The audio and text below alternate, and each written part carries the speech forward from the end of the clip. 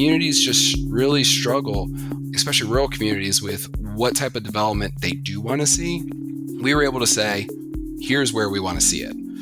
You only get one chance to do a new industry to your community and do it right. And we work really hard at doing that. That's the voice of Brian Rothamel, Economic Development Director at the Culpeper Department of Economic Development in Culpeper, Virginia. We're kicking off a new season today talking with Brian about industry clusters, specifically the consolidated location of Culpeper's Tech Zone.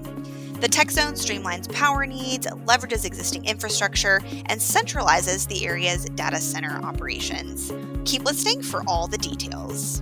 I'm Amanda Ellis, and you're listening to Inside America's Best Cities, a podcast for chamber, economic development, and talent attraction professionals. Learn more about this podcast at livabilitymedia.com. And with that, let's jump in. Welcome, Brian, to Inside America's Best Cities. We're so excited to have you here today. We're going to be talking about the Culpeper Tech Zone. Kick us off by just telling us, what is that?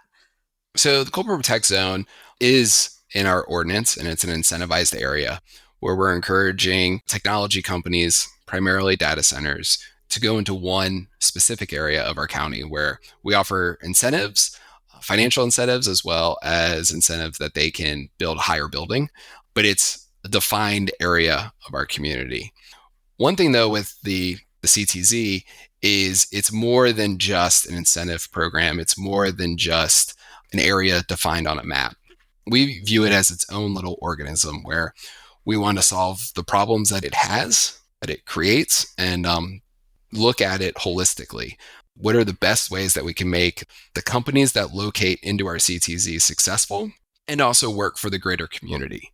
Yeah. So why was this created? Like, what was happening that sparked the idea? How'd you get here? So if you go back over 20 years ago, we had one data center, which was the Swift data center, which is related to finance. Then in 2008, we landed Equinix. They had a data center, and we wanted more of this. We created 5 zones at the time. We didn't quite know how to target it. We knew how to target manufacturers. So we looked at the tech zone as just another tool in our toolbox, and we built it as if it were for manufacturers. In 2021, the conversation started heating up about data centers. We were able to land a new one. It was out in more of a rural area. Through that process, we learned a lot. We learned what came with it, primarily very tall strings attached with electric. And as we learned that, we were like, okay, we need to really define this a little bit better and encourage development closer to our urbanized area where we already had a power corridor established and in use. That power corridor will be upgraded and we'll need additional upgrades to power. We ended up taking one of the tech zones away. It was more rural, and the Board of Supervisors decided to take that away. So we went from 5 to 4. Over time, we kept seeing more and more activity into one specific of the 4. It was previously known as the McDevitt Technology Zone. And we said, we like this. We like this area. It's where Equinix is already located. The power goes straight into this tech zone. We were able to expand it slightly. And in 2023, we removed the other 3 and left one single tech zone. And that's what we're talking about now is the Culpeper Tech Zone. So that's kind of the story of how we got to one single tech zone. And the advantages of it, the height increase, 45 feet makes a lot of sense for industrial outside the tech zone. It didn't make sense for data centers. We were able to increase that to 75 in this defined area. So you're already starting to talk about some of the unique needs that data centers have. And I know that some of our listeners are probably familiar with those, but can you delve more into that? The fiber connectivity obviously is very important for them, as is the electrical. If you can't get power and you can't get fiber, it's really hard for a data center to operate. It's kind of the whole thing. Another history lesson. We had a Federal Reserve building that was a Cold War era facility that created a lot of connectivity. That's why Swift decided to come. Most likely that's why Swift is in Culpeper County. That building has since been decommissioned and now is actually the Library of Congress. Everything audio and visual that is stored by the Library of Congress is stored in Culpeper, Virginia. But Equinix came and put That's really a fiber. interesting. It is. It's a really interesting building. It's built into the side of a hill. But anyway, it's really cool. How far are you all from DC? Like an hour and a half? About. Okay. So we're outside of a designated zone that if something were happening in DC, we should be outside of any. You've got it all. Safe. Yeah. So the network access point, though, was created by Equinix. So that created a lot more fiber connectivity. We do have that power corridor that's already established that helps power the development we see in Culpeper. So those were the two main factors. Outside of that, you have other infrastructure such as water and sewer. We can provide all of that within our urbanized area. So that's a tremendous benefit. But then we look at even bigger things, workforce development. These are going to be construction projects that happen over many years that are going to create a lot of trades position. Well, our technical education center for both of our community high schools, we have one technical education center that is located in the CTZ. That just happens to be where it is. The Germanna Community College campus for Culpeper happens to be in the CTZ. We find that is extremely beneficial, and our data center companies that have landed already are really looking forward to working with them. Because right now, yes, they need to be powered and they'll have employees and data center professionals, but they need to be built.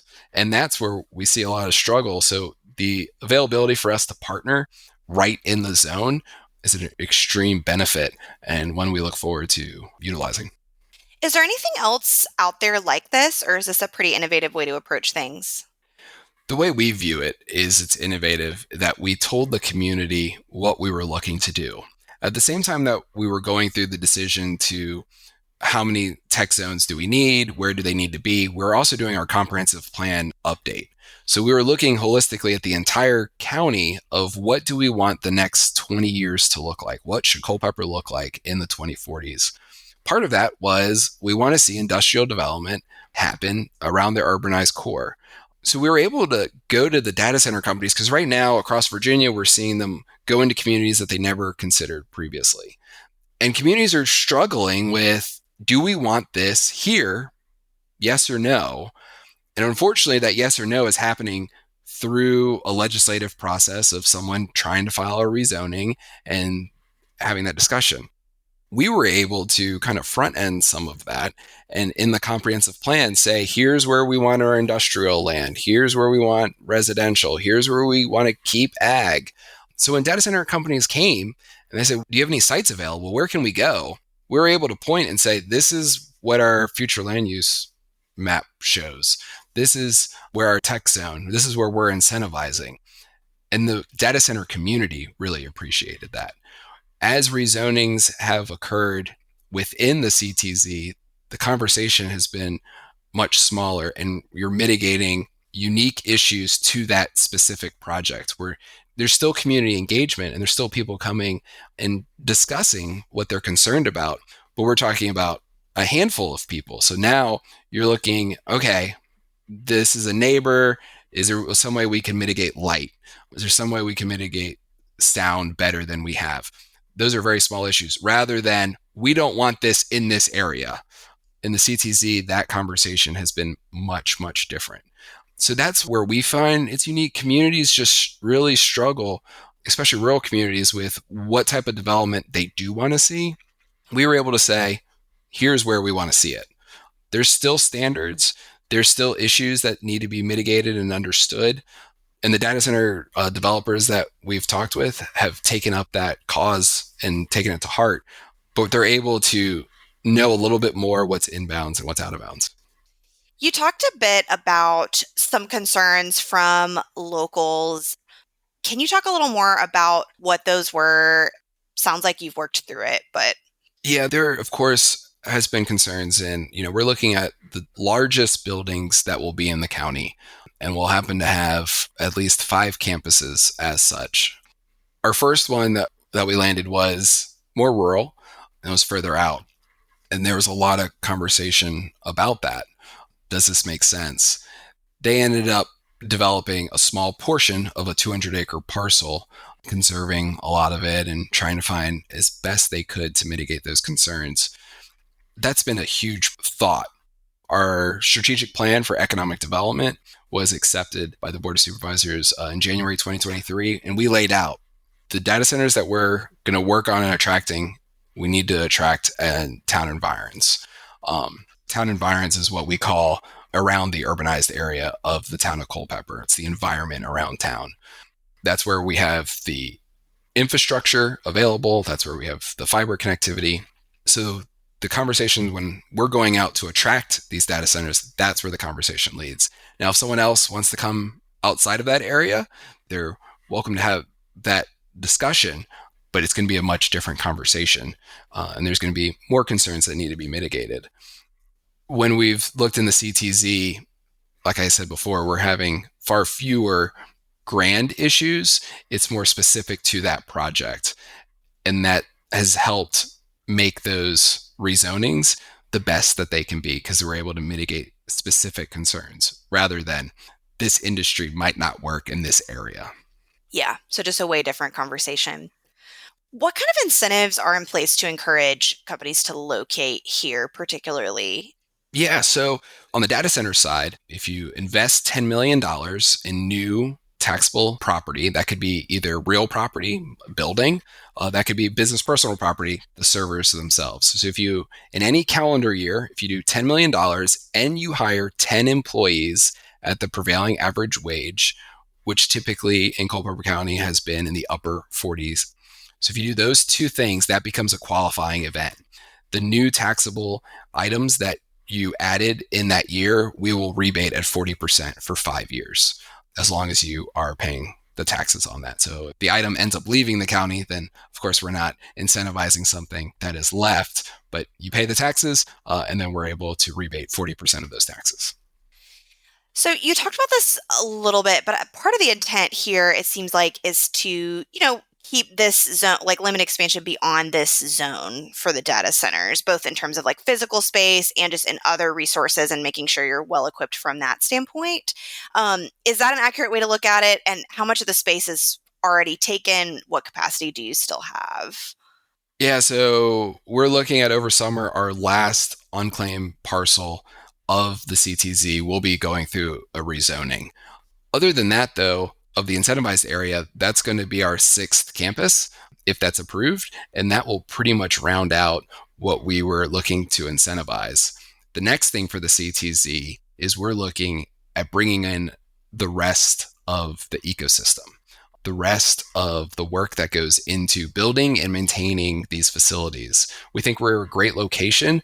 You can be in Culpeper County and go north to the nucleus that is Northern Virginia, or you can go east to what's happening in the Fredericksburg region. They're having tremendous growth of their data center industry as well. We provide incentives for our manufacturers. That incentive is a little bit different. It's a lower entry point. So if you do $500,000 of new taxable items to the county in a calendar year, we'll rebate 100% of the machinery and tools taxes paid for 3 years. And that does not have an employment number tied to it. That also allows us to kind of round out the rest of the ecosystem. What are some of the benefits of this approach? So we've talked a lot about some of the benefits for you all in recruiting and for those companies, but what about for the community and just people there? The big thing is the development of this nature. We're talking upwards of 10 million square feet will take 5 to 10 years to fully develop if it happens all at once. We're looking at a tremendous growth of tradespeople coming in.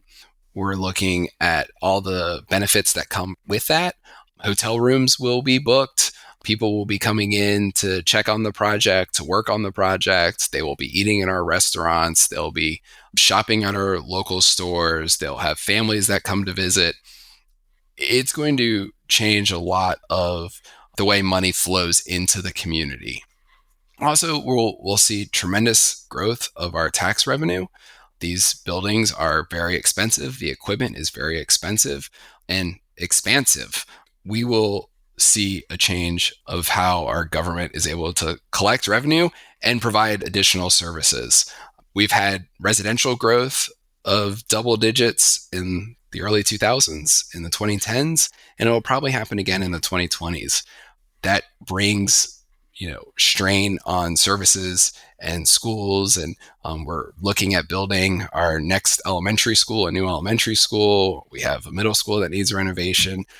Bills will be coming due that this revenue and this increased attention into Culpeper will help provide.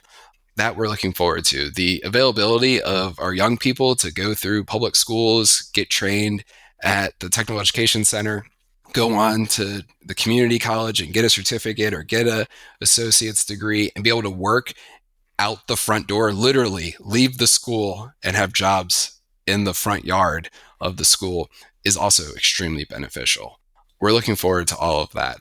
But the big thing I try to stress to everyone is, yes, the data centers are great. That's not the only thing we're trying to be. That's one reason also why we're taking a smaller approach. I call it the teaspoon approach rather than the whole cup. Is let's see how this works. Let's see if this works for us and what issues we need to work through before we look at going further, incentivizing further than we have. It's a smaller plan, but 10 million square feet is still a lot. We're really excited for the developers that we have that are coming in. They're providing innovative results. One kind of fun and innovative thing that's happening, we've talked to several developers and we're trying to get all of them together on this, and I think they will, is that we want every vendor to provide 1 hour of time to our school system. Just 1 hour that our school system could come do a site visit, that their professionals could come into the school and say, this is what it's like to really, you want to be an electrician, this is what it's really like. Do you want to work on the finishing touches of the building? Do you want to work on the land? Do you want to be a data center professional? This is what I did to become. All of that is so invaluable. The hardest thing for the school system is, yes, we can train them, we can teach them, and they do a fantastic job at that, but it's really hard to show. And so far, we've had several developers who've already said, like, yes, we want to be a participant in that. We want our vendors to be in the schools. So that's one fun way that we're interacting. But there's just so many benefits that we're really trying to capture all of it so that it's not just tax revenue. It's not just construction. It's fundamentally making Culpeper a better version of itself. It's going to be so interesting to hear from newer members of the workforce, young people, like going forward over the next several years, because in so many of our interviews, we talk about how we're really exposing middle and high school students to a lot more career paths in a way different way than I feel like, people our age were then. And it's going to be really interesting to see how that plays out. And I hope it'll make a big difference, because I don't know about you, but when I was like, what do I want to do? I'm kind of like, well, I don't know about any jobs besides what my parents did and like teachers. So. And, when we were in school, there was not as much of a push into working with your hands and working in the trades. That has not gone away. There are still young people who don't want to work in an office, that don't want to work in a computer, that college is not the right path for them. And then we went through a time where we threw kids there and we didn't make it a wonderful experience. So we're looking for more and more of that. Like I said, the data center conversation for us is not just the buildings. It's so much more, and we're so appreciative of how this has come out. You only get one chance to do a new industry to your community and do it right. And we work really hard at doing that. Anything else to add on the talent pathways front that we haven't already talked about? I talked a lot about our public school system, but also Jurana Community College. They're going to be bringing courses straight to the Culpeper campus. Everything from fiber and all that goes into how you lay fiber, to conduit and training, management training. And then also, as we start transitioning, we'll start the conversation here pretty soon about data center professional. So we're really looking forward to all that. We feel that we can provide a great training resource within our community already. Well, Brian, let's segue into a couple of fun questions to wrap up our time. So my first one is, in our pre-interview chat, you shared you have a journalism background prior to moving into economic development. How do you feel like that has informed your work as an economic developer? Because that's sort of an unusual path. Yeah, I was a local government beat reporter. I have spent more time in Board of Supervisor meetings than anybody could possibly imagine. So I did that for 8 years before transitioning in. And it was actually in an interview where I realized I wanted to go into economic development. I was interviewing the economic developer for the community I was covering. And halfway through the interview, I'm like, I want your job. This sounds amazing. Um, I think the big thing is for journalism is you try to ask questions and listen and understand.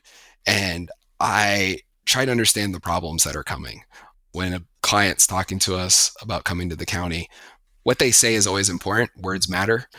So trying to understand, why did they word it that way? Why did they say it that way? And then also telling our story, what's important about Culpeper. I really love telling that. And I think that kind of pulls from my journalism background. But yeah. And the final question I always ask every single guest is, if someone were visiting your area for the first time, what's like a bucket list thing if you had to only pick one that they should be sure to do? I'm going to say they need to go to the Davis Street district, which is in downtown Culpeper. That's where our shops are. That's where our restaurants, you're able to walk. We have this wonderful bakery called Knackles. You need to go there early because they do sell out, but you need to get their donut. Other than that, it's wonderful just going out in the country and seeing the beautiful countryside. But if we only pick one, I'll say, let's go to Davis Street. Let's go down. One of our restaurants, Pinto Thai, it's one of my favorite restaurants, has a robot that brings the food out to you. I've heard of that, and I have never been anywhere that does it. Yeah, actually, when they added it, I had been there the week prior to them adding it. And then a data center company came in and they're like, hey, I just got lunch at Pinto and the robot brought. And I was like, no, there's no robot at Pinto. Like, I don't know what you're talking about.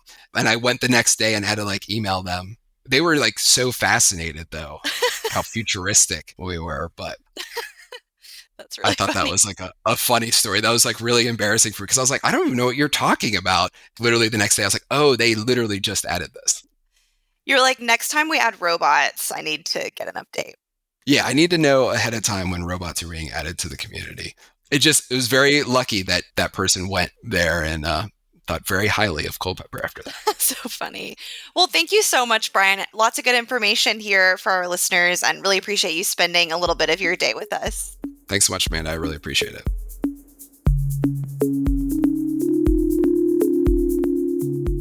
Thanks for listening to the Livability Podcast, where we take you inside America's best cities. At Livability, we highlight the unsung awesomeness of small and mid-sized cities across the country. We also partner with communities to reach their target companies and potential residents through digital content and print magazine programs. If you enjoyed this episode, please follow, rate, and review this show wherever you listen to podcasts. You can also learn more about us at livabilitymedia.com. Have an idea for an upcoming episode? Email me at aellis@livability.com. Until next time, from Livability, I'm Amanda Ellis, sharing the stories of America's most promising places.